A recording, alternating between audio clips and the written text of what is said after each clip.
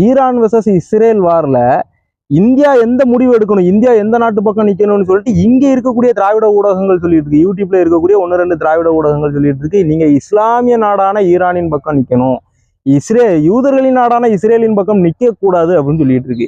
அதாவது கடவுளே இல்லை, மதமே இல்லை, மனிதத்தின் பிரிவினை இல்லை, எல்லாம் மனிதத்தை நேசின்னு சொல்ற அந்த திராவிட சிந்தனையாளர்கள் வாய் இன்னைக்கு என்ன சொல்லுது, இஸ்லாமியர்களின் நாடு பக்கம் நிக்கணும் அப்படின்னு சொல்லுது. அப்ப பிரிவினை எங்க இருக்கு அப்படின்றத நாம இங்க இருந்தே புரிஞ்சுக்கிட வேண்டியதான்.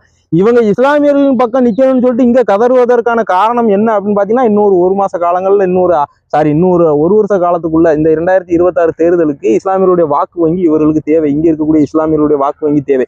ஒருவேளை இங்க இந்தியாவில் இஸ்லாமியர்களுடைய யூதர்கள் அதிகமா இருந்தாங்கன்னா இவங்க கண்டிப்பா என்ன தெரியுமா சொல்லியிருப்பாங்க, யூதர்கள் பக்கம் நின்னுங்க அப்படின்னு சொல்லியிருப்பாங்க. இவ்வளவு கேவலமா ஓட்டு பேங்க் அரசியல் பண்றதுக்கான தேவை இவங்களுக்கு என்ன வந்துச்சு அப்படின்னு எனக்கு தெரியல.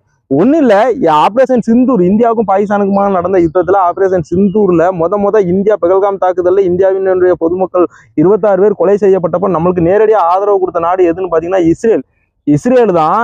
இந்தியா தீவிரவாதத்தை அழிப்பதற்காக பாகிஸ்தானுக்குள் இறங்கி அடித்தால் கூடவே இஸ்ரேலும் நிற்கும் அப்படின்னு சொல்லி நேரடியா பெஞ்சமின் நெத்தன்யாகு அறிக்கை கொடுத்தாரு. இது ஆபரேஷன் சிந்தூர் சீஸ்ஃபயர் ஆனதுக்கு அப்புறம் பாகிஸ்தானுடைய அதிபர் ஷெபாஸ் ஷெரீப் ஈரானுடைய தலைநகர் தெஹ்ரான்ல வச்சுதான் இந்தியாவை விமர்சனம் செய்தார். இந்தியாவினுடைய F-16 நாங்க தாக்கிட்டோம், இந்தியாவினுடைய ரஃபேல் விமானத்தை நாங்க தாக்கிட்டோம்னு சொல்லிட்டு விமர்சனம் செய்தார். அப்ப இந்தியா எதன் அடிப்படையில ஈரான் பக்கம் நிக்கணும்னு நீங்க விரும்புறீங்கன்னு எனக்கு தெரியல.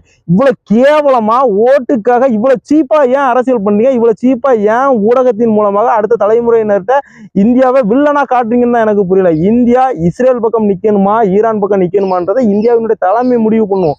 அவங்களுக்கு ஆலோசனை சொல்லக்கூடிய அளவுக்கு இங்க இருக்கக்கூடிய ஒட்டு பொறுக்கி எச்ச பொறுக்கி யூடியூப் ஊடகங்களுக்கு தகுதி கிடையாது.